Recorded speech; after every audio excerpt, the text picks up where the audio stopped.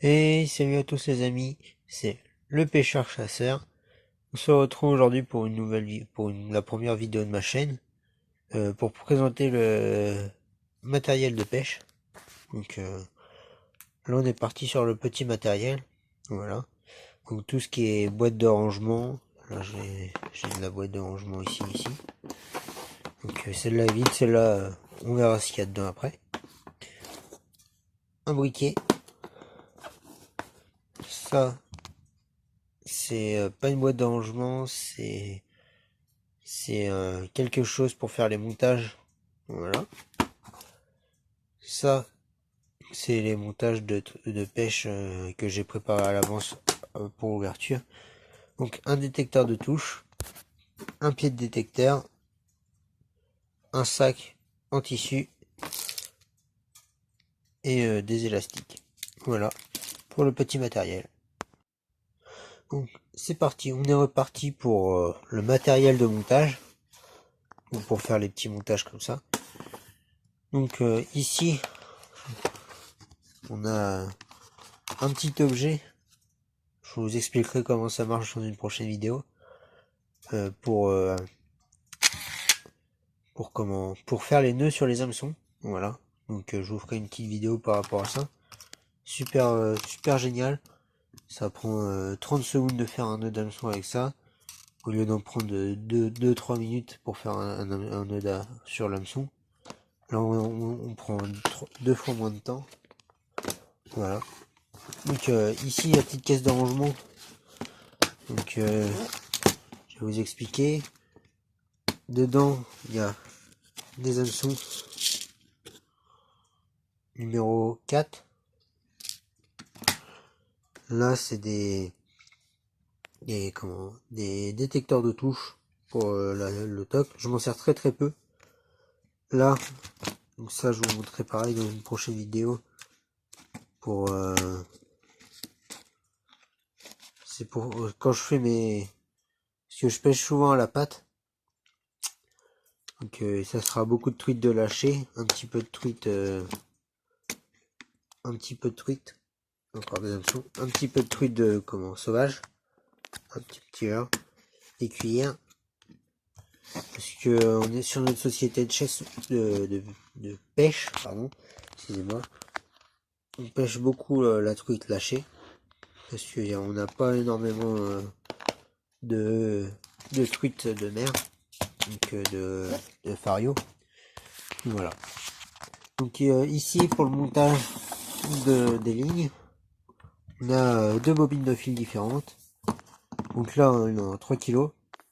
Et là il en a 4,90. Donc suivant le poisson que je pêche, donc là c'est pour le lâcher. Ça passe encore pour les truites fario. Mais si je pêche le chevenne, je pêche de temps en temps. Si je pêche le chevenne, je vais pas prendre ce fil là vu que chevenne anguille, ça, je prendrai pas ce fil là. Ça prend, ça risque de casser. Du coup, je vais prendre un kilo. On va prendre du un peu plus puissant, un peu plus résistant. Donc 4 kg 90. Donc celui-là, il est très bien aussi. Sur mes moulinets, donc sur mon moulinet TOC, c'est ce fil là. Et sur mon moulinet basique, c'est celui-là. Donc je vais vous montrer les moulinets plus tard dans la vidéo. Et ensuite on a des plombs. Voilà, des plombs que là c'est super doux, extra doux, et là c'est des plombs de récupération. Voilà. Voilà. On passe tout de suite au plus gros matériel. Donc voilà les amis, donc pour le plus gros matériel, donc j'ai deux moulinets et plusieurs cannes à pêche, donc je vais pas tout vous les présenter dans cette vidéo là.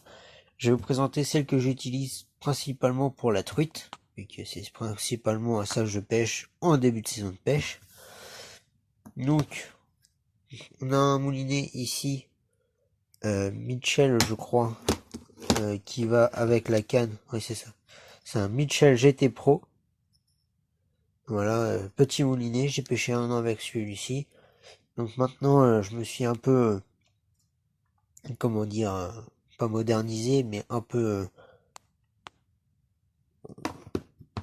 évolué dans la pêche. Donc maintenant, je pêche beaucoup plus au toc Donc je me suis un peu modernisé dans la pêche au TOC, donc j'ai racheté un moulinet Garbolino CTR 65G.